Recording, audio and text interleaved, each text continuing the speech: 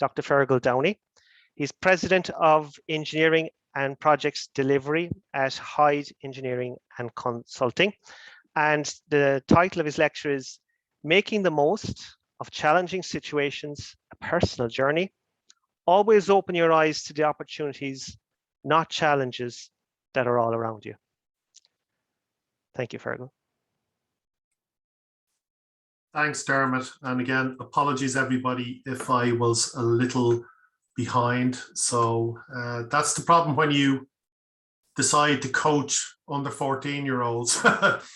Sometimes it gets away from you. So I'm going to get started now. And again, I'm hoping everybody can see what's in front of them. And look, I want to start by saying, I'm hoping this doesn't sound like a self-indulgent journey. It's not intended to be.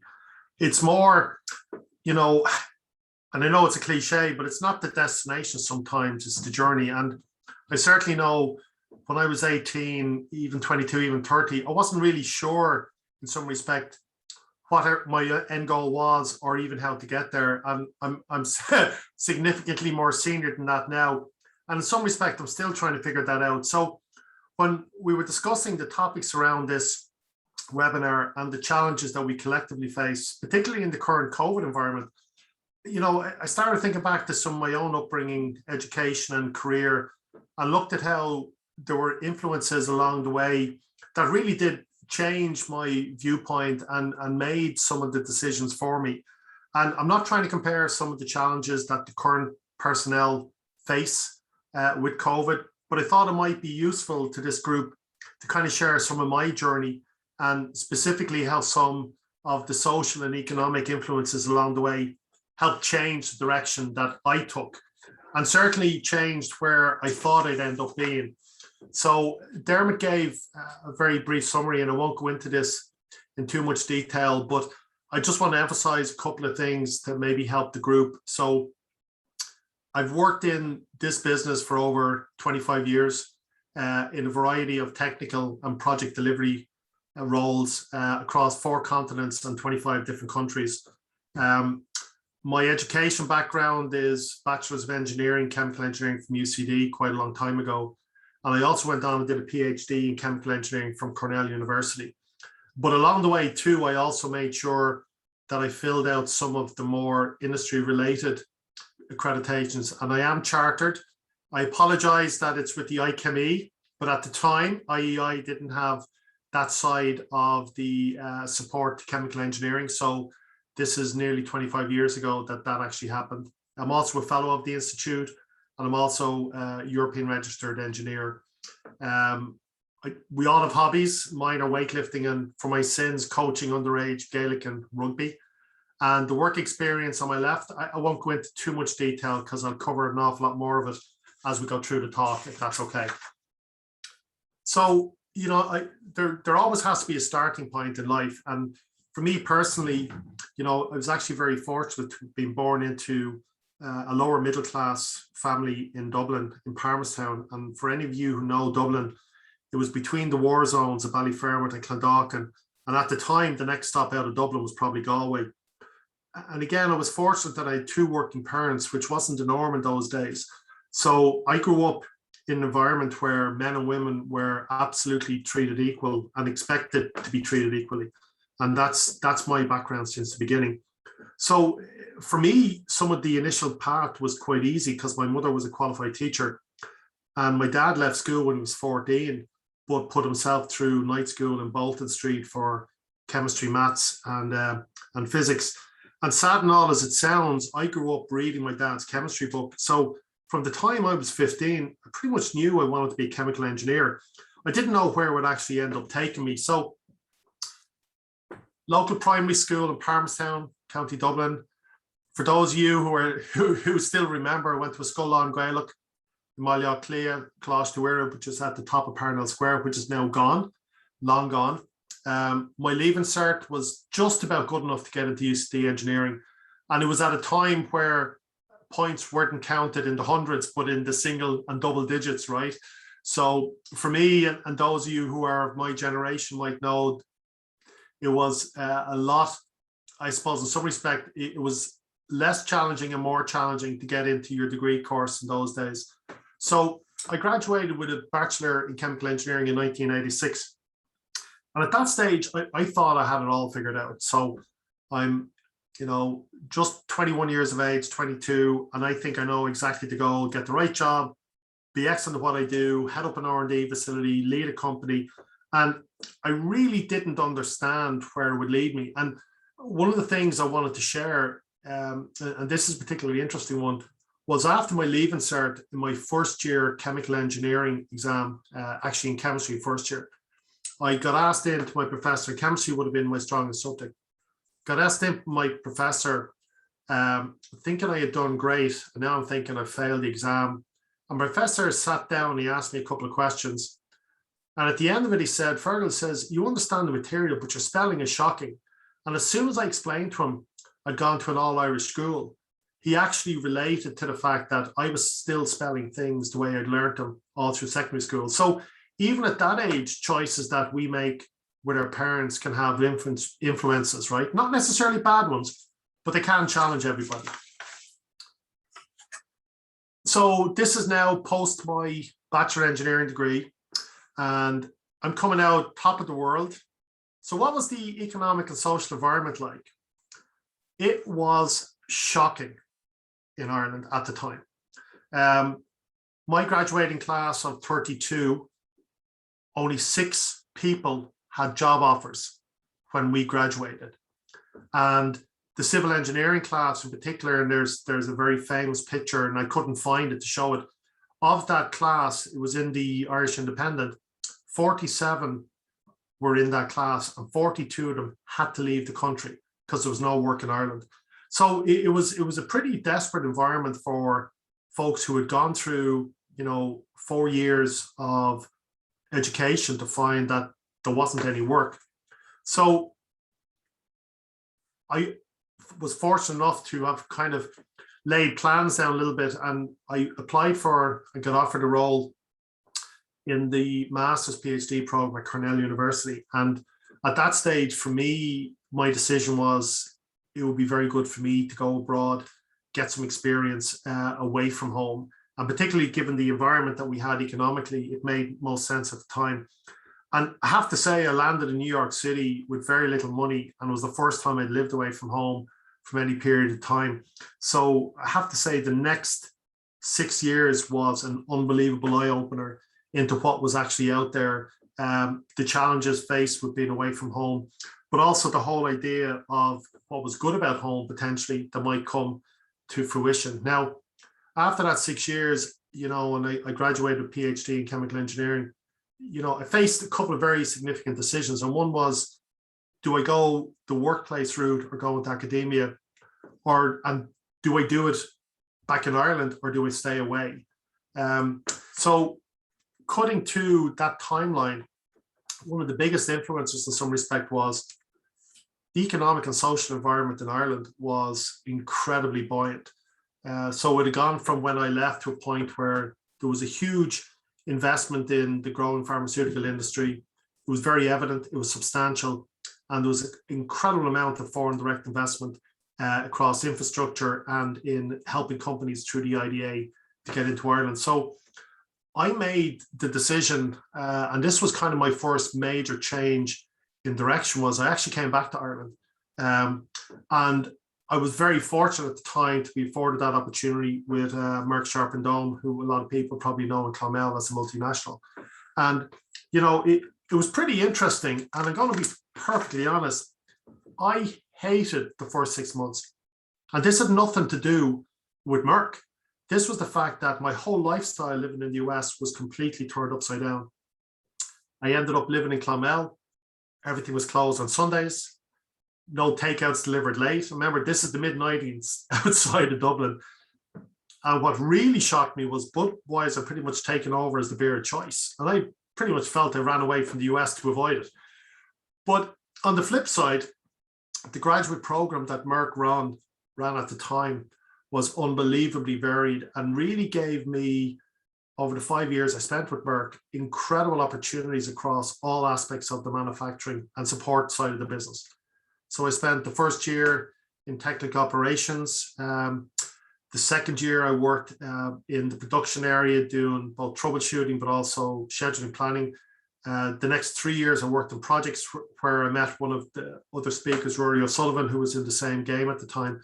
And it was a really great exposure early on to every aspect of the business. And sometimes it's hard to make a decision where you actually don't necessarily know what you're comparing it against.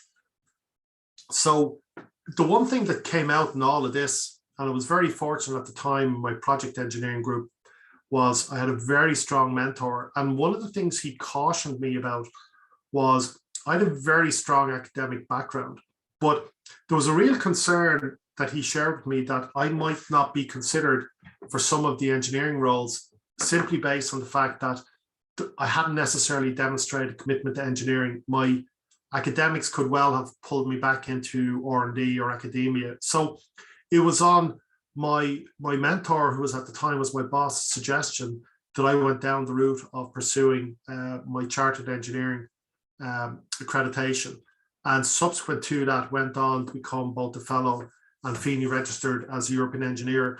And you know, sometimes we get asked or kind of challenged to pursue these things, and we don't necessarily always see the benefit of it. So I want to share two very quick stories. One in particular was, since I've become chartered and a fellow, the number of opportunities that have been there for both myself personally, but also for the companies I've worked for internationally, based on the fact that you can draw a line in the sand to your accreditation. It really does stand to not just your experience, but the official recognition of what you've done and you're standing within a recognized organization. The other one, and again, Rory is very familiar with this story, we had a colleague from the US come over during my time in Merck, where we were working on a very large water project, and everything we suggested was kind of pushed back a bit. He wasn't really ready to accept that we understood all the things that needed to be done and so on. And I just took the opportunity to meet this gentleman out for lunch afterwards. We got talking about American football, and he asked me, you know, how do you know about American football? And as soon as I told him I'd been to college in the US and where I went to school, his attitude completely changed.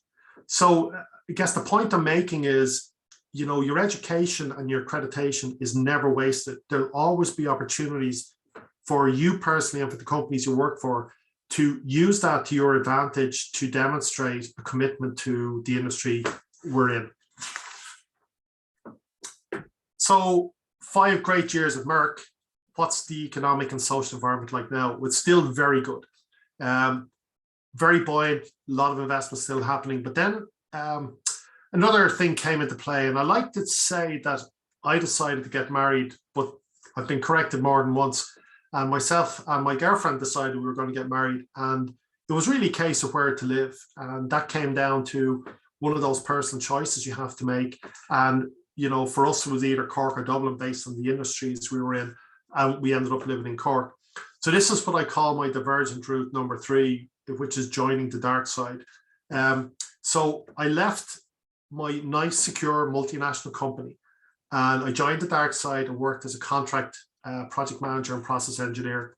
And in some respect, my eyes were completely opened, because I was immediately exposed to very different projects, different clients, different expectations, different priorities and different values, but also recognized that, great and all as my initial grounding was with Merck, there were other ways to approach problems, depending on being a contract manufacturer or large-scale biologics.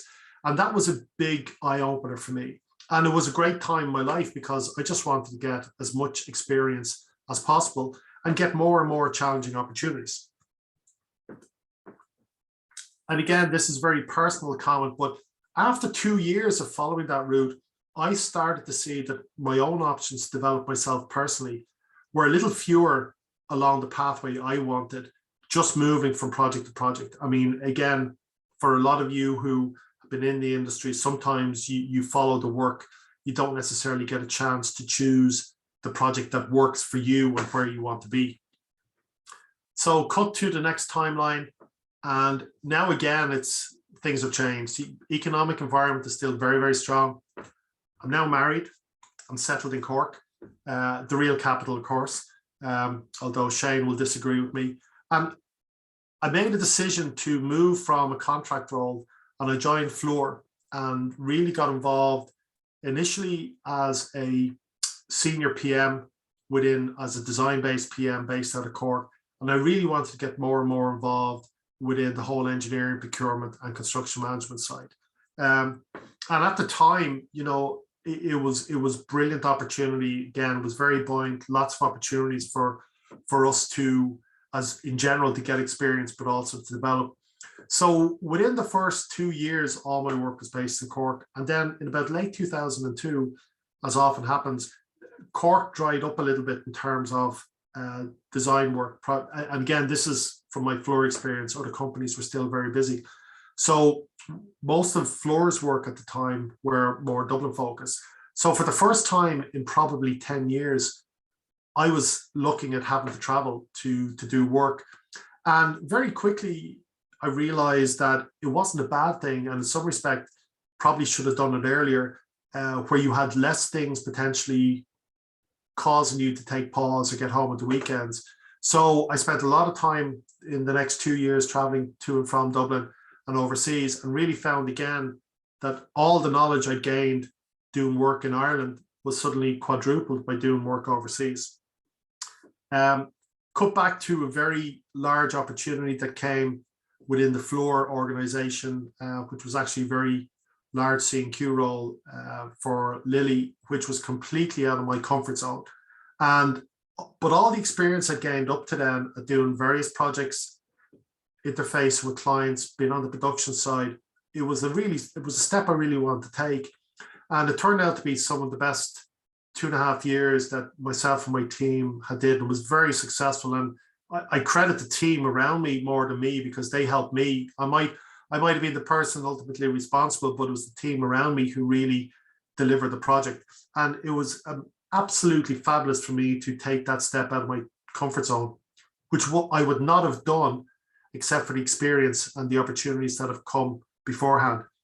Now, again, there's kind of a time in life where everything changes. And for me, the big one was we had just successfully delivered that project. So as far as I'm concerned, I want to move on to the next opportunity. And the next opportunity within my organization was really to do the next project, which was the same. So for me, I was just like, yeah, that's not the way I want to go. So cut to 2006, and the economy is still growing, but it's slowing down a bit. And again, personally, family on the way, so this influences my decisions. And one of the things I want to say is that sometimes you have to take a step back to hopefully move forward. And in that regard, I moved in 2006 from a very good role within the Fluor organization as operations manager to take on a senior PM role within the Parsons organization, which at the time was based out of Cork. And it was a very buoyant time in the Irish marketplace. Engineering work was plentiful with everybody. It was the time, for those of you who remember, where Amgen were coming to Cork. Everybody was happy. Everybody was keeping going. The company was doing great. I was fortunate enough over the kind of the couple of years early in to become the managing director with Parsons. And then in 2009, it just all went belly up. It hit everybody. Work dried up nearly immediately. Projects were cancelled. And in the past, specifically in Ireland, if it was bad in Ireland, what we did was we went overseas, we went somewhere else. But this was the first time that it had really hit everybody. So, and as a result, everybody was affected. It was really interesting because during that time, we saw some of the companies that you've all worked with, Kirby's, Dornans and Sisk, they all had to look overseas for opportunities. Whereas in the previous 10, 15 years, everything was so busy in Ireland, they really only had to focus in Ireland. And those companies are now not just well respected, but they're very, very successful in mainland Europe as a result. And they probably wouldn't have looked to do that, except for the fact that the work dried up in Ireland. But this was a very interesting one for me. And I don't know if you guys know this, but first time in my life, I was made redundant. And up to that point, I had always chosen what role to take, chosen what path I wanted to go. And now all of a sudden that opportunity or that decision was completely taken away from me. And not through anything I had or had not done, but just based on the circumstances around me. And again, I just want to emphasize again, go back to the top, at this stage, married with a young family in Cork. So, this is definitely a time where you can panic. But what I will say is that I'm going to spend only a couple more minutes before my Dermot hits me on the head with the timer. But one of the things that came out was that I actually got a chance to really relook at what I wanted to do. So the economy was getting slowly better. There was, at the time, starting to be less large-scale investments, which has changed again, more look at optimization. My family is growing. But I had an opportunity to really do a new mindset and try and figure out, okay, I'd gotten to where I thought I wanted to be in being managing director within Parsons, and then it all went away. So I'd kind of gotten where I thought I wanted to be, and it really only set my mind thinking, well, now what's important? So again, this goes back to having mentors or family and friends that you can really share with. With the help of my family and friends, I really personally decided to move away from the larger organizations and focus more on joining a smaller organization where I could add a larger impact and bring all of my previous 15 plus years experience to support the growth of that organization. And I have to say, I joined a small engineering consulting firm based out of the US and in 2010. And I joined as kind of a consulting senior PM, initially responsible for client to mainland Europe to remediate facility-based and FDA inspection. And then in 2011, I became technical director and was responsible for all scope-based projects. And they were completely different in type and scale of other engineering works that I'd executed. But it was the experience that I had from those, the challenges, the learnings, the conflict with clients, with other partners, the colleagues I made along the way really helped me contribute a high level of expertise from the start.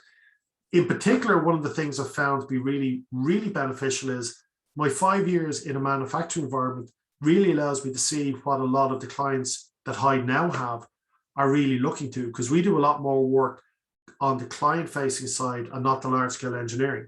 And being able to tell the client, look, we understand the technical difficulties, we understand the scheduling challenges, really helped shape what I can contribute now. So I'd say for me personally, the last 10 years have been unbelievably rewarding because it's a different life balance for me, different stage in life. Some people, as some of you who were starting along your journey, you're ready to take those large overseas projects. The most thing is gaining experience.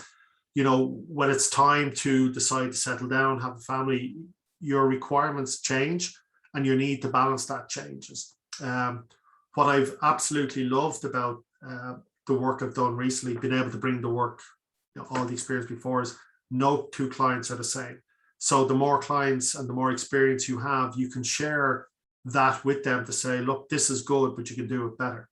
A lot of this is down to great friends, family, and some very good mentors along the way. And it really helped me refocus what was important to me. So I'm going to finish up now, but a couple of things I wanted to say. It has been a great and a changing pathway for me personally. And I suspect those of you who are starting in a career or those of you who are in mid-career or even late career, it's probably been something similar. I think it's very important that you look at everything with eyes open. And for me, it would have been very easy to just go into a very dark place when I was made redundant, I was 46. So, which is one of those times where they'll often tell you you're not going to get something else. So it is very easy just to go very, very deep and dark. But by the same token, I think with friends, family, and good influences along the way, in mentors and people who can help you direction, I've actually bounced back, in my opinion, much stronger. Couple of points as takeaways, I hope, is every challenge I've personally faced has really only been an opportunity that you just have to uncover. Always have an end goal in mind, even if it changes along the way. And that's important.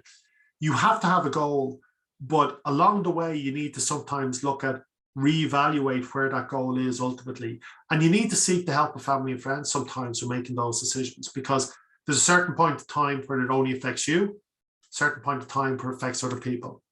Education is never wasted. So I still find to this time that both my accreditation within the ICME and the chartered, but also my degree still opens doors that I wouldn't have believed. You know, your goals and objectives of what you're willing to sacrifice, you know, that's what you have to take into consideration and figure out how much it's ultimately worth it to you. Again, I'd just say, and again, this is personal, just don't just do it for the money, because very, very soon you find that that's not everything. And last one is make sure you get a mentor. So just want to thank everybody for listening. That's great. Thank you very much, Fergal, for taking us on your journey there. I must say, like, you know, when you went abroad as well, before, like the last few years now, you know, where we have the internet and social media, and, you know, back then we wouldn't have had it, like, so, you know, I suppose being in the States that time, you really were a long way from home. So thanks for sharing that with us. Now, our second speaker is Noel McSweeney. Noel is Director of Projects with Jacobs Life Science in Ireland, and the title of Noel's lecture is Cultural Awareness for Effective Working Across the Globe. So I'll hand over to you, Noel.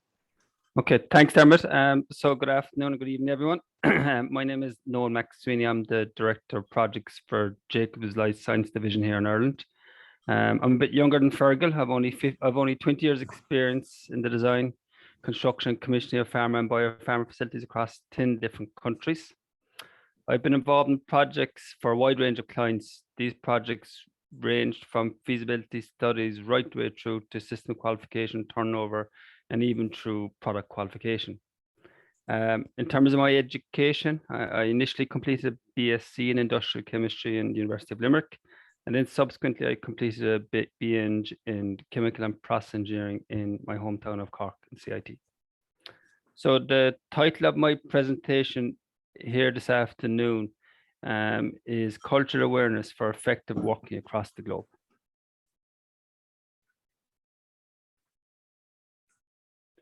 Okay. Okay, so Ireland has evolved from a country of net migration outflows to one that now primarily experiences net migration inflows. There has been net inward migration recorded for 15 of the last 20 years. As a result of this, Ireland has become a much more multicultural society. One interesting stat I read there recently was in 1996, only 1.5% of the residents in Ireland were born outside of Ireland. And by 2016, that has increased to 11.3%. I think the results of this can be seen across all our companies and in society in general today.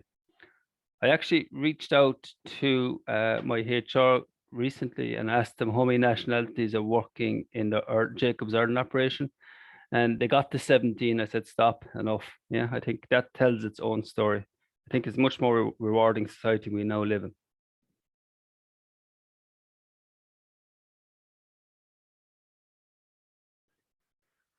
Okay, so these are two quotes from the cultural map book, which I really like.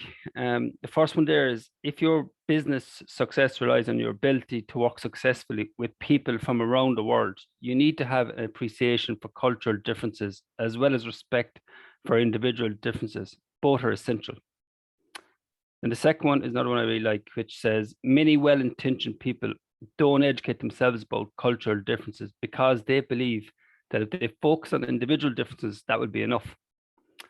I suppose in life, we tend to minimize cultural differences and not see them as important. We say things like, hey, we're all human.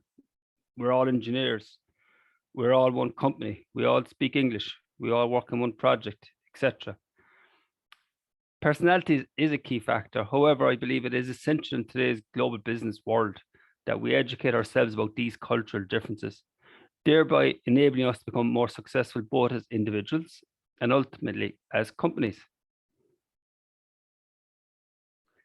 I suppose next, the key question here, I suppose you might ask is, what is culture? Yeah, our own culture consists of many different aspects. Yeah, often we discuss culture with regard to national culture, And whilst this is a useful starting point, however, is not the end of the story.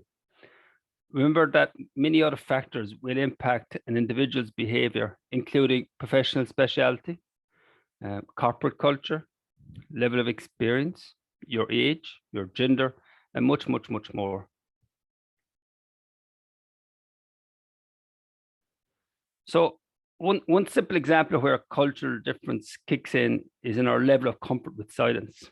I suppose the top graph here depicts conversation progression and shows how different cultures converse totally different. So you can see there, for example, Latino and Mediterranean type cultures are very comfortable talking over one another, whereas East Asian cultures will allow a large gap following someone speaking. So what happens, do you think, when you get people from different cultures conversing? Now, a personal lesson I learned a number of years ago when I was working in Belgium for the first time, and I could not understand why the Belgian project team members were so quiet.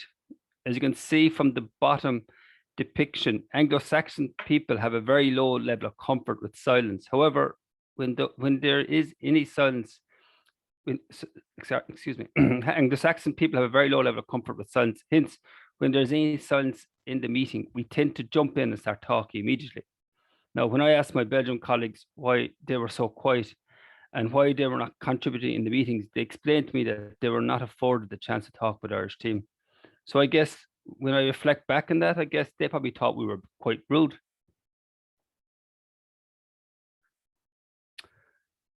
So there are a wide range of techniques and tools available which map distinct people's tangible and intangible cultural assets within local landscapes around the world.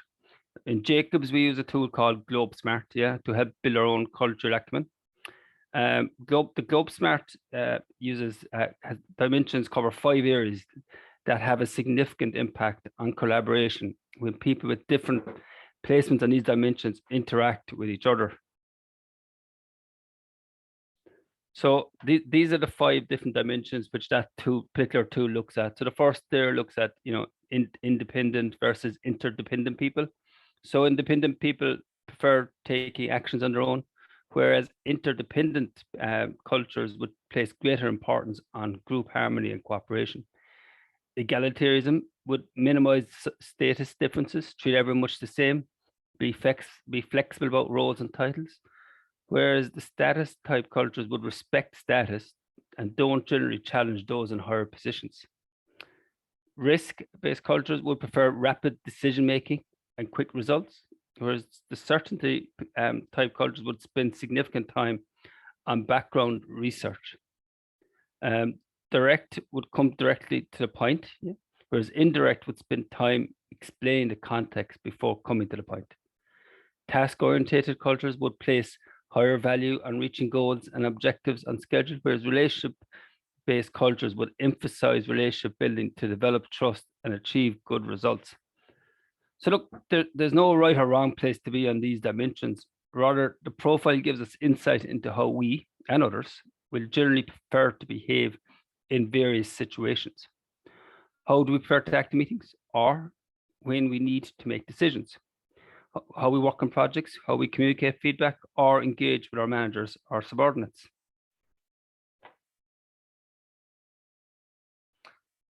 So what I did using this tool, what I've done here is I've mapped different countries against these 5 dimensions. In addition, I've also mapped myself against these dimensions. So in this particular tool, I answer a series of questions and it plots me against each of those dimensions, which I think is anybody who would know me would probably recognize those traits of mine. So for example, you will notice from this map that US people tend to be far more independent than, say, Japanese people. Japanese culture places far greater emphasis on status. Belgians tend to look for greater level of certainty prior to making a decision over an Irish person, whilst I'm a very direct or just plain talking, versus Japanese people whom tend to be more indirect. Finally, US people tend to be far more task-oriented versus, say, an Irish person. So by looking at these types of maps, will give you a far greater insight into cultural differences. Okay, so what do I do now that we have become more aware of these cultural differences? One technique out there is something we call style switching. Yeah. By style switching, you are not changing who you are as a person, but rather you are expanding your skill set.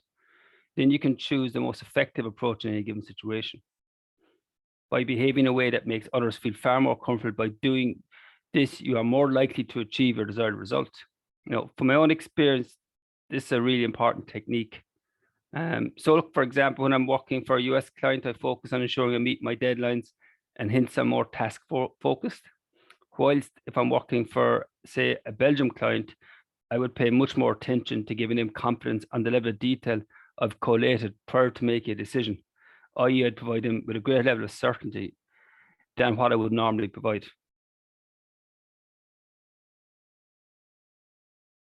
So what I've done here is I've got some examples of inclusive actions, yeah, for each of the dimensions which I mentioned earlier.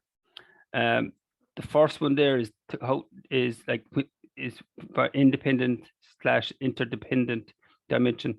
Be explicit about the decision-making process you expect to be used, while at the same time acknowledging that there is value in other decision-making approaches. Clearly explain what you mean by initiative and collaboration in the context of the people with whom you are working, and clarify when and how you expect team members to act on their own, and when you expect them to be when you expect there to be consultation and or input required from other colleagues. So for the egalitarian/status dimension, clarify expectation about how much authority and autonomy team members have to take action and make decisions on their own. Be explicit about what you want to be informed about and what you feel you do not need to be informed about regarding what's going on in the team. Learn how you can give face to team members or other stakeholders for whom status is important. And finally, make clear your expectations about how you expect your team members to express disagreement with you and or their colleagues. For the risk/certainty dimension, explain what you think is an appropriate or tolerable level of risk in the context of your team's operation. Clarify with your team members which processes and procedures you think should be consistently applied and which can be approached more flexibly. Communicate ahead of time your expectations regarding what situations require a speedy response and which should require further research and consultation. Excuse me. For the direct-indirect dimension, be explicit about team norms regarding giving feedback. Yeah. Clarify expectations around what participation means in virtual and face-to-face interactions. Manage turn-taking in meetings and try to balance speaking time to give the widest input. Ensure all your team members understand the value of open-ended questions and the multiple meanings of yes. Actually, this is something which I've experienced many a time. I work very closely with our operation in Delhi, numerous times each day. So the culture in Delhi is to say yes when they're listening to you attentively. So yes, I am listening to you. Yes, yes, yes. That does not mean that they agree with what you're saying, or does not mean that they understand what you're asking. So this is something I learned to my cost on a number of projects before I finally understand yes to them means, yes, I am listening. Yes, I am paying attention. Be prepared, if necessary, to spend time after meetings to get one-on-one input from team members who may have expressed themselves indirectly in meetings, and establish a communication rhythm to provide a dependable pattern for exchange information. The final dimension is task and relationship. So clarify expectations around the amount of time that you feel should be spent for relationship building in both face-to-face and virtual meetings. Be clear about and explain, if necessary, the different approaches to establishing trust and working relationship. For example, task-oriented individuals tend to focus on results and meeting time commitments as the way to building trust, whereas relationship-oriented try to balance task and relationship building activities to create a positive team atmosphere. So some cultural takeaways, yeah. Improved cultural awareness promotes more trust, better communication, and stronger global leadership. There's no right or wrong culture. We are already trained to think differently. We view the world differently. We see risks. opportunities, and innovation differently. And as businesses, we need adaptable team leaders armed with the skills to create an inclusive environment to leverage diversity of thought right from the beginning. So even when we assume we're speaking the same language, it quickly becomes apparent that different cultures have very different views of what is and is not appropriate. Learning to interpret others' behaviors from their own perspective and understanding how they might interpret our behavior differently because of their different perspective is crucial when engaging with colleagues from other backgrounds. So finally, some effective engagement across cultures. Yeah, so build your awareness. Yeah, understand that we all have different styles and we may not view the world in the same way. Examine your own assumptions and values and consider the fact that you are likely making judgments that make sense in your own culture, but may not make as much sense from the perspectives of other cultures. Ask, observe, and listen. Demonstrate an interest in learning more about people who grew up in different ways than you did. Consider alternative interpretations to your perceptions of their behavior, and avoid making quick judgments. Discuss and share observations. Check your conclusions with others who are familiar with cultures or individuals involved. Be willing to carefully explain your intentions to people with whom you are engaging. And finally, adjust and modify.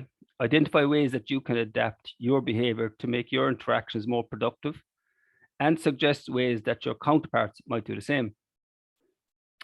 So finally, I suppose the big takeaway from this presentation is if performing work in a different country is the importance of identifying the cultural differences and then enacting a plan to address these differences.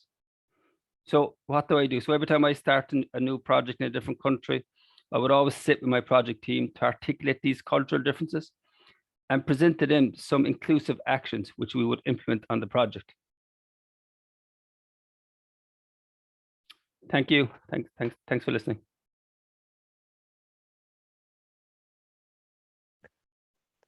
Thank you very much, Noel. That was a fantastic talk, and no doubt that would be of interest to many engineers listening tonight who either are working abroad or who could be working abroad in the coming years. So thank you for that. And it just goes to show as well how seriously your company takes this and how much business you are doing abroad, to say that you have this globe smart and inclusive actions tools and all. So that's very good. Just to remind listeners as well, so any questions, just put them into the questions and answers box. So going on to our third speaker and final speaker tonight is Rory O'Sullivan. Rory is in project management business development with the PM Group. And the title of Rory's talk is The Challenges and Opportunities for Irish Engineers and Companies Outside of Ireland. Are we looking at this through the right lens? So I'll pass over to you, Rory.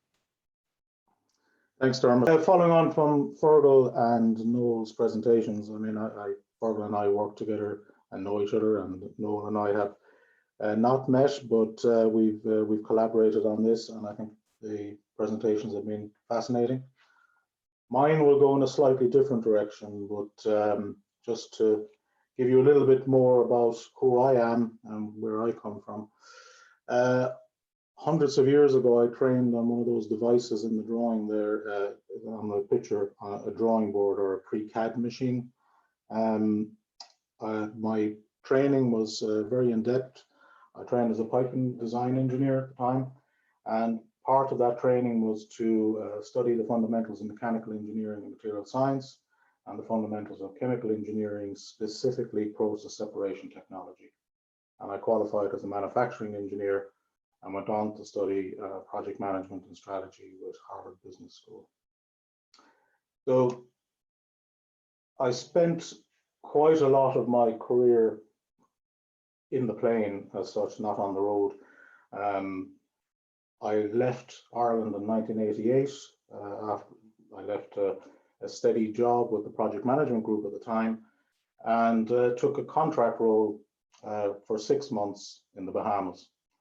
And now I've come full circle almost. I rejoined the PM Group 2 years ago to spend more time at home. And I've spent much of the last 2 years managing projects in the Netherlands, which is closer to home.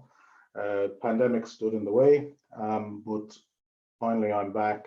And in between, I, like Fergal and Noel, I crossed six continents. I've worked in multiple industries and sectors. And for 4 years, I was the general manager of Fluor's business in Australia, in the mining and metals and oil and gas divisions, with about close to $30 billion of projects under me. So it's been an incredible journey. I've had projects literally from the Australian Alps, which is the mountain range between New South Wales and Victoria, over to a place called Olyah Tolgai in the Gobi Desert in Mongolia. And in that journey, you become very, very aware, not just of the cultural differences, as Noel explained, but you become extremely aware of how your interaction with people is perceived and your impact. So I just want to offer you some perspective, from my journey. And it's basically the world reacts together. Global trends and markets, you have to be aware of them. There's a kind of a symbiosis between them all. And when some are up, others are down. And that allows us in the engineering world to be able to move resources. And it's more than people, it's resources in its totality between the different sectors. And in the last, in my case, 37 years, only once I come across a situation where 2 or 3 of the different sectors have been up together. And the reason I remember it is that at the time, we all were invited to a global telecom, which in the early noughties was a little bit more difficult to organize than it is now. And it was timed to coincide literally across the globe. And it was, even though it was an invitation, it was mandatory. You needed to go to the call. I happened to be in Cork at the time, so I went into the office and sat down. And our CEO basically gave the usual safety announcement and quality update, and started to give an update on the company. And then nonchalantly announced that everyone was getting between a 5 and 10% rate or salary increase effective immediately. And like most people on the call, we all went, what? It was unheard of. And the reason for that was that the company, as Fluor, had multiple business units across the globe, all peaking at the same time, and they needed to lock in resources. And that was, they locked us in, we had to sign up for a particular time. So, if you're not watching what's going on globally and you're not reacting to trends, there are consequences. But before we look at the greater world, we need to understand where we are in Ireland, at home.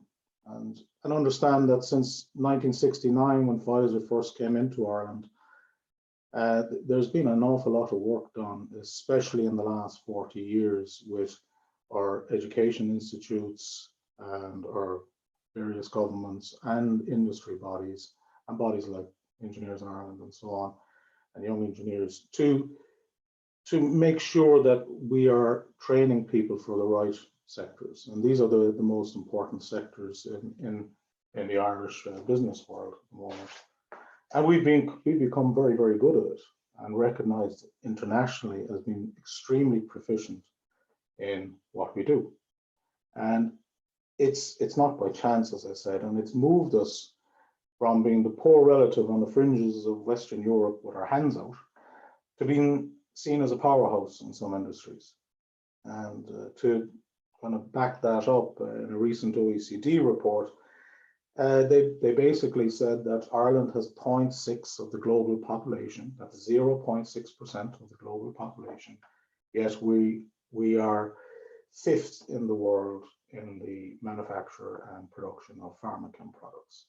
So it's, it says a lot. And as a result, in our engineering world and our projects world, we're very familiar with all these global mega companies like the Pfizers and the Intels, where they trip off our tongue. We're quite familiar with them. But with all of this, have we somehow narrowed our focus and have we blinkered ourselves a little bit? Are we missing other opportunities that are out there because of this narrowness of focus? And I suppose the easiest thing is to ask this question of any audience in Ireland at the moment. The natural answer would be either in the pharma chem world or in the IT world. The fact is we are a dominant force in a particular industry, and we have nearly all the key players here, and it's actually in aircraft leasing and financing. There's over 5,000 people working in this sector in Ireland, and even in COVID times and the times we've experienced recently, there's some crazy statistic that an Irish leased aircraft takes off every 2 seconds somewhere in the world. So, there's other industries outside the 4 sectors that we've concentrated on. So if we adjust the lens, as I call it, really big, and I'm known for Roryism, so you're going to have to forgive me for some of these, but I call all the bigs, the big farmers, the big oils, and so on. I just refer to them as the bigs, and they all the bigs have something in common. The reality of life is they all want to make money. They have shareholders, or they've got boards to answer to, and ultimately they're in business to make money. They might make nice things for us, nice cars to drive or medicines to take to make us feel better, but they're businesses. And one of the, not all, but one of the key trends that the big businesses, the big oils, the big farmers, the big telecoms watch is the continued globalization of the population. And it is crucially important. It is perhaps one of the true definitions of the circular economy. And the reason I say that is in 1960, the population of the world was 3 billion. And within the next 10 years, it'll be 8.5. So there are roughly going to be 900 million more people by the end of this decade looking to live in towns and cities that may not exist right now. And they'll all want stuff. They'll want, as I say, cars, they'll want houses, they'll want entertainment, white goods, phones, internet, you name it. They'll all want stuff. And that stuff means different things to the different bigs. Big miners, for instance, need to produce more iron ore. They'll need to dig out more copper and nickel for the energy transition. They'll need more lithium and cobalt for phones and car batteries. And that's money. The big oils, who you might be forgiven for thinking that their day is done with the Paris Agreement and with the energy transition and net zero, you might think they're gone soon. Well, no, the big oils are very, very instrumental in the drive for energy transition, because their technology will help us get to net zero.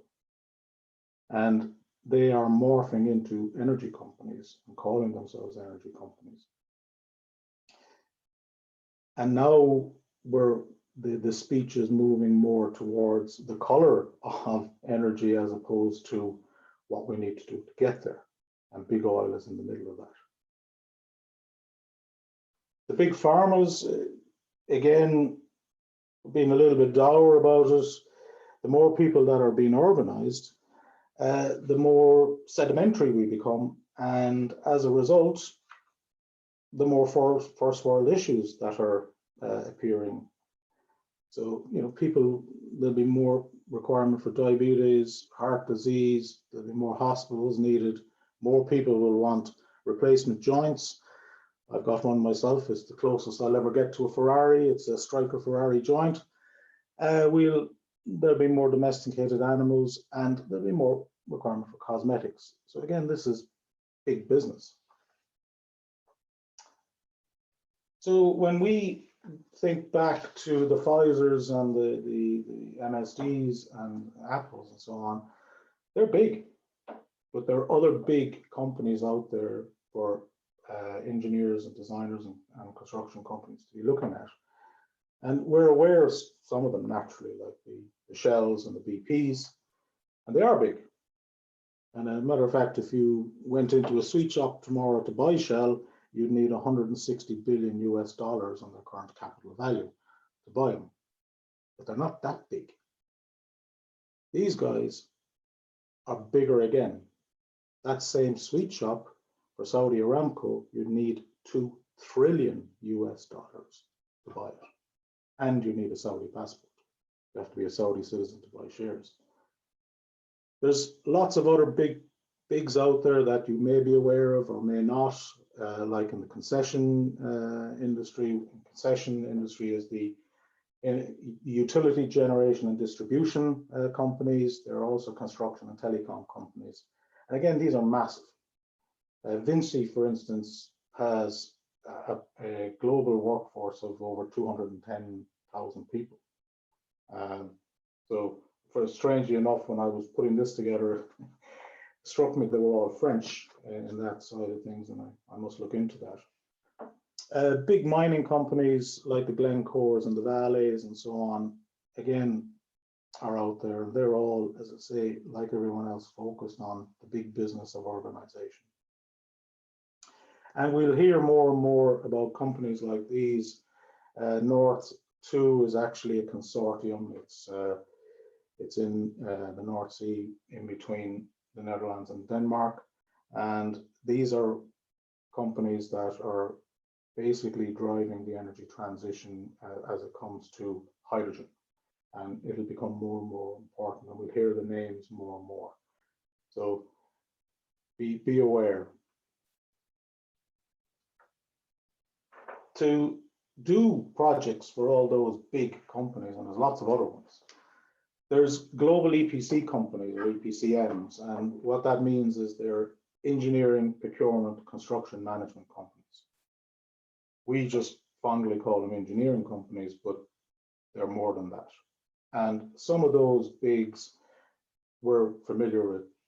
I've worked with them, Noel works with them, and so on, and Fergal has worked with them. PM is an indigenous company. It is multinational. Fluor and Jacobs are two American companies, multinationals, but there's plenty more. And some of these companies you may not have heard of, but they're out there. And you know, you've got Italian companies like Saipem, Australian like Worley, private companies like Bechtel, similar to PM, but they are massive companies. And you're talking about employee headcounts anything from the 3,000 to the 80,000. So the challenge as such, there's plenty of opportunity there, right? So the challenge is really around, as we continue to urbanize and digitize, and you hear it all the time about the national and international infrastructure plans, and we continue to decarbonize, we have a resource issue, and it's resources in its true extent, as in it's not just people, it's material, it's assets, money, everything to support these projects and the continued push for urbanization. But if we just concentrate on the one that we know of at the moment, as in resource, as in people, here's some of the global headlines that are out there at the moment in the last few weeks, and these are just a few of them. So you've got, you know, big infrastructure spends going on in Australia, and they're already saying they're short 105,000 people. Germany quoting the fact that they need 400,000 immigrants or people a year, and immigrants are us, anybody coming into the country. So they need 400,000 year on year to keep them in a steady state. And in the UK, they hit in August 1 million open vacancies. Now, it's every country has its own issue. In Australia, they've got visa challenges that they need to sort out. And in the UK, we know there's Brexit, but also the other side of it is they've changed some of their taxation rules around self-employed, and they have some challenges there with IR35. So there are very real concerns, as we all see right now out there on the resources side, people side. But this is not new. It existed pre-pandemic.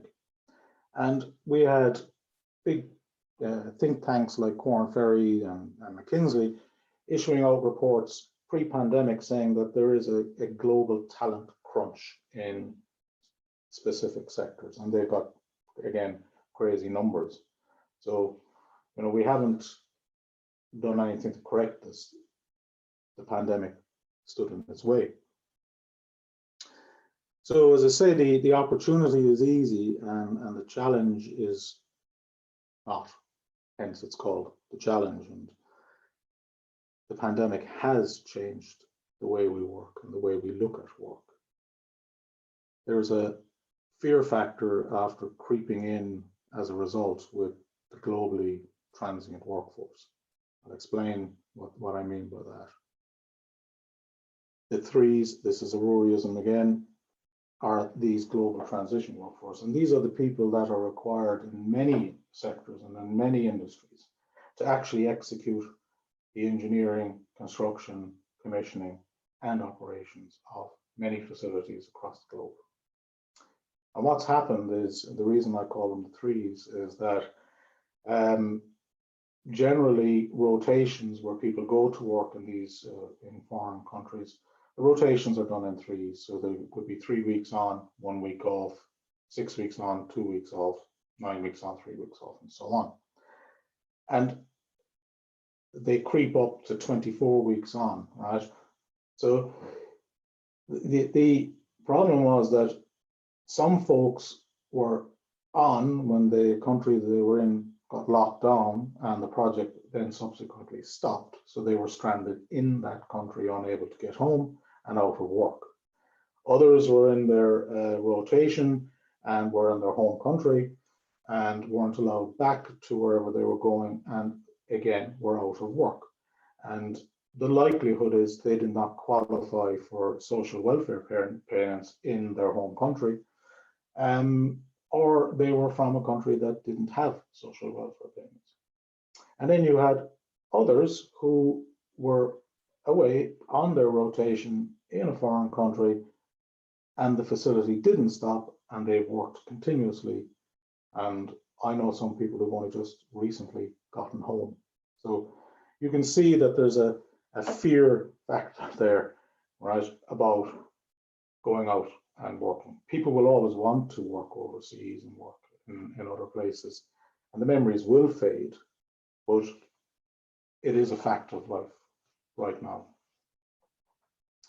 So yes, there is a resource crisis, but for me, it's a little bit more than that, and that I believe it's a bit of a resource conundrum, in that we are facing into a situation, and we're in it in truth, where we could have all the wrong people in the wrong places or the right people in the wrong places, so to speak, and materials likewise, that we need to move with the work and to the work. So just-in-time opportunities and just-in-time working methods have to be rethought a little bit because of the pandemic, and we see it in our everyday life. But what is happening and is going to continue happening until we correct it is that we'll see projects, much needed projects, being either delayed or postponed because of shortages in people, material, and cost escalations as a result. So to give you a bit of time and motion on it to explain how the world works like this, and it might give you a little bit more of an idea of what I'm saying, is that if you sat and listened to the news today, you would hear something about COVID. You would probably hear something about politics in different countries. You might hear about Brexit, but you'd also hear about escalating costs of energy and electricity prices going up and possible shortages in Europe. So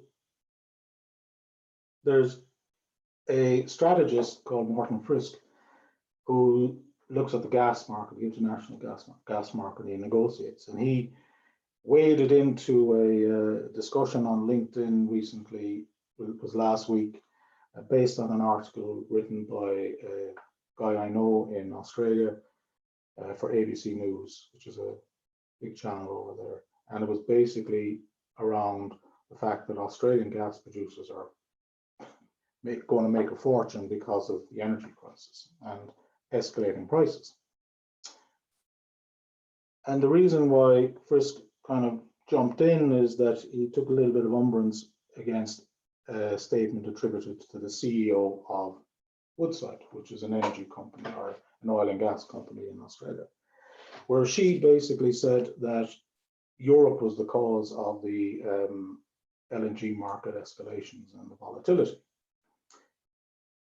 He basically said Europe is not the cause, but Europe is suffering because of it. And one of the key causes is the Winter Olympics in Beijing next year. Now, you might ask yourself, what in the name of God has the Winter Olympics in Beijing got to do with whether we're going to have a blackout on Christmas Day, for instance? Well, when you look at the whole lot, and this is the circular economy gone crazy, basically he's saying, I agree that COVID and the reopening of the economic activity globally is causing a problem, or causing the sector to have escalating prices, along with the energy transition, because gas is very important for fuel for our energy transition going forward. But the reality is that China made promises to the World Health Organization about the air quality in the Beijing and its surrounding areas to be able to win the Winter Olympics. And as a result, they shut down, I think it was 200 of their coal generation facilities across the country, causing blackouts in Australia and shortages, or in China and shortages. And as a result, they are buying up all the gas that they can possibly get. They are spending money all over the planet buying gas. And the real problem is that we currently in Europe get our gas from 4 sources. We get it from some from the North Sea, we get it from Russia, the Caspian, and Qatar.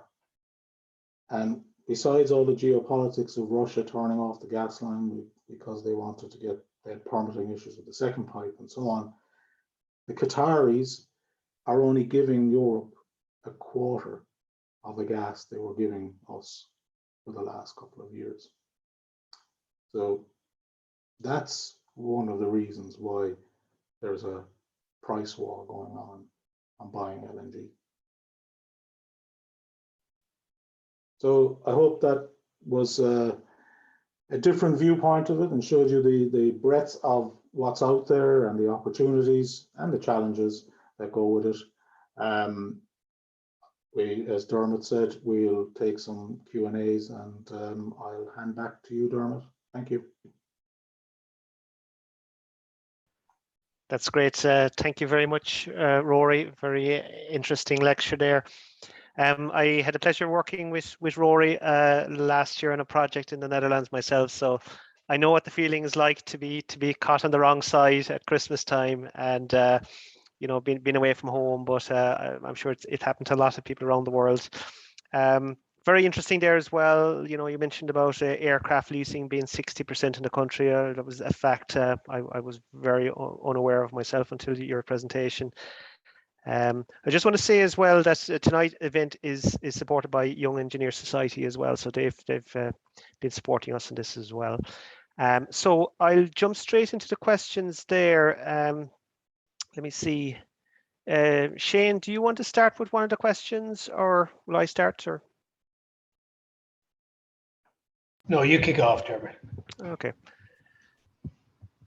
Right. This first question is for Fergal, right? And so I'll just read this one out. It says, okay, so people in college will henceforth typically do a 5-year A-Eng rather than a B-Eng, and because of transition year in school, will now tend to be 23 when they graduate.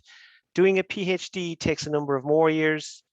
Do you make much use of your PhD thesis subject? And would you think that we have lost an advantage in that 10 years ago with the Eng graduates were typically 21, now they'll be 23 years old? So that's for Fergal. It's a great question, to be honest, because I'll put hand on heart and say I haven't used my thesis in 20 years. That said, I've used the approach to problem solving, which is the nature within a PhD program, which is you have to do something no one else has done before. And that aspect of approaching a problem, I probably use every day. It's a very interesting comment about being that little bit older coming into the industry. I don't necessarily think we've lost anything as a result. I think, to my opinion, maturity and experience, even understanding what you want to do with your life, is an awful lot easier at 23 than I'd say it certainly was for me at 21. I mean, at the time, I would say that my PhD was probably leading me down a route more towards academia at the time, but that's a long time ago now. If we look at the success of APC under Dr. Brian Glennon in particular, that's a spin-off out of Nova UCD. I mean, that's absolutely shown the value of Indigenous PhDs across engineering, chemistry, and biopharmaceutical in leaps and bounds. I think, if anything, we probably haven't focused enough on that side of the business in Ireland in terms of R&D development. So I don't think the extra year or two hurts. I think making too early a decision to go down a certain rabbit hole and maybe be away from an environment. And as Rory says, you always have to kind of adapt back, understand where you're going. I mean, my biggest thing is sometimes you need to talk to folks who've been around the block a bit to say, well, if I go down this road and I don't have this other experience, will I always only be ever considered in this role? The beauty about the extra bit of education is you can sometimes revert back to that if you need to make a decision and change. So personally, I don't think we've lost anything. I think, if anything, it's probably helping people make more mature decisions because they have more information to go on. That's great. Thank you, Fergal. So it's education along with mentoring really is the key. Absolutely. And I think, again, Rory in particular knows the gentleman who steered me along the route, and he was 100% right, because when I was going for interviews after, when I was deciding to leave MSD, one of the things was they kept going back to the fact that, geez, you're overeducated. And that was a concern at the time, that you'd take the job for that period of time and move on to something else. But you're able to balance it to say, yeah, I have the education, that just makes me strong here, but I also have this grounding in engineering, and I've done the fundamentals to become chartered. That really helped balance it from even a future employer, to be honest. So yeah, I think having somebody who's been down that route, who can help with some of your decision making, is really important. I could not recommend highly enough to get an experienced mentor, not necessarily someone you report to, because that can be a little bit too close to home, but somebody who knows you, can listen to what you're doing, and understands what the current business environment is and what direction might suit you based on you, right?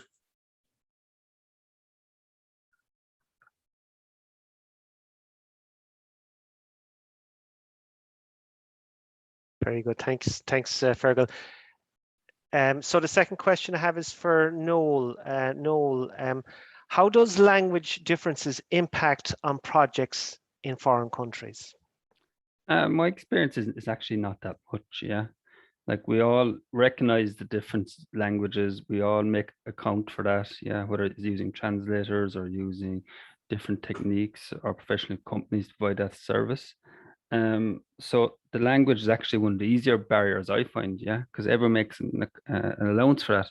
It's the cultural differences where people don't, yeah. You know, back to what I was saying earlier, we're all in one project, we all think alike, you know. I think that example of where, you know, the different comfort with risk and certainty, that dimension is a very important one, yeah. You know, those Central European countries, they can handle those risk-based decisions, whereas American type people and people like my personality are much happier with a snappy decision and a risky decision taken quickly. So languages, my experience, not that much, easy to account for, easy to address because it's always in the forefront of your mind. No, saying that though, I would say if you do go abroad, learn some of the local language, yeah, even a few words, it makes a massive difference. You get fantastic response from the local people, and the respect they give you will be just, you know, it's just phenomenal, yeah. And definitely even a few words make an awful difference. So it's like so that they see you making the effort and they appreciate that, so Noel. Well, I think it's you're showing respect, aren't you? You're showing respect for their language. You're not, you know, assuming that they all speak English, even though we all know English is generally the business language of most of the world at this stage. But you have to respect their culture, and their language is part of that. Very good. Now, the next question is for all, but I might just direct it to Rory. So, does your company risk rate projects based on the country, region, and client that they occur in versus national legislation likelihoods to take legal action against you? The answer would be yes, yes, yes, yes. There's obviously, you would do a full framework analysis on any project or any prospect that's out there. You know, you can't just jump into a place. I suppose putting it in simplest forms, if you take countries' ease of doing business in different countries globally, and their litigiousness, if you want to take it that way, Ireland is quite a seen as quite an easy country to work in for a lot of people and a lot of companies. Whereas somewhere like the Netherlands, which we would naturally think is easier, actually rates lower or higher, whichever way you want to do it. It's more difficult to work in the Netherlands for an external company than it is for to work in Ireland. So there's very different challenges there. So you have to take everything into account when you're looking at any project in a new environment with a new client, and base your risk profile on that. Okay, very good. And another question is to all again. Are Irish engineers as highly rated outside of Ireland as they were previously? 100%. Again, I think, and be fair, all three of us have worked overseas, and even to this day, we still find the work ethic, the experience, a lot of which was gained during the best days in Ireland as well, when every large pharmaceutical company was building at least one plant, if not two, and people took that and they took it overseas with them. I mean, I regularly find colleagues from Ireland working both on behalf of the client and with A&E companies all across mainland Europe in particular. Okay, very good. And I'd say, Darma, that like in our culture, you know, it naturally lends itself to project delivery. Yeah, the Irish mentality, we're quite good. We also tend to get on very well with people abroad. Yeah, we have a naturally high EQ. We do, and that's something that stands to the nation, but up to the Irish engineers, that we have a very naturally high EQ. Yeah, absolutely. Very good. So, Rory, another question for you here. It says, presumably you expect to see rate increases across various countries with the potential demand increases. Excluding Ireland, yeah. No, there will be some naturally, right? But I know Fergal mentioned it earlier on that money isn't the answer to everything, and it's not. You know, you can have situations where you just cannot, no matter how much you throw at the people, get them to go to certain places, right? It's and the reality of life is that life sciences is generally in nice places, right? You know, if you even stand back and just take a view from space to look at what a refinery looks like compared to a bio facility, the bio facility could be next door to your house, right? But by God, you know, there's a refinery next to you, you know. So generally you have on the life sciences side projects in very nice environments, and people will want to go aside from the money, right? Whereas you have other projects where it could take you 3 or 4 days to get there, and believe me, you question life all the way, so no amount of money is worth it, right? Very good. No, you're speaking from experience there, Rory. Absolutely. So I have another question here then. So I'll put this to Noel. It says, what in your opinion, we'll say younger engineers starting out now, say what in your opinion would be the biggest challenge for a 25-year-old single engineer taking a 2-year position with an Irish company working on a project in the Far East, like Singapore, Japan, China, or Thailand? The biggest challenges. The biggest challenges for 25-year-olds. Oh God, I'd say there's no biggest challenge. It's a massive opportunity. Yeah, like I've lived in 3 or 4 different countries across the world. Grab the opportunity, make the most of it, see the world, and keep traveling. Yeah, like what the experience you'll gather there will be probably 5 to 10-fold the experience you'll get by remaining in Ireland. Yeah, you'll get far better positions, you get far better experience, and you'll learn an awful lot more in a different environment. And if you decide to come home, you'll be a far better place. So it's not a challenge, it's an opportunity. Can I go back to another 25? I'll take the job. Very good. Yeah, and I went abroad myself for the first time 2 years ago, and I started in Sweden, and like that, it was just the leap of faith. It's just making that decision to go is the biggest thing. But once you go, then it kind of all falls into place. Like, you know. Well, I also think, Darma, to that point, at that age, with hopefully very few strings attached, that's the time to do it. Yes. Like, you know, because again, and I think what I tried to go through is I took to it very late. And in fact, if there's one regret was, because everything was just so busy in Ireland when I came back, I kind of wish I'd have done it earlier, before there were other influences, right? Because the experience you gain is massive. The different culture, different projects.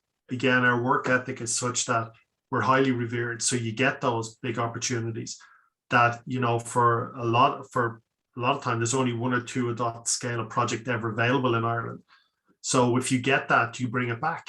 So, I mean, I think for somebody at that age, I 100% agree with Noel. If I could go back and say, hey, listen, mom, dad, I'll see you in 2 years, send me a postcard. Like that's the time to do it, genuinely. Absolutely, 100%. Very good. So it's just coming up to the half-past there. So I suppose we'll finish up here, but I just want to say again, thanks very much for our presenters this evening, Noel, Fergal and Rory. You have just taken a lot of time out of your own busy schedules to put together a presentation for us, and it was great getting 3 separate presentations and different aspects of the challenges and opportunities of working abroad. So we'd just like to thank you very much for putting your time and giving us your knowledge on this. You're welcome, and thank you for listening, everyone. Pleasure. Thank you.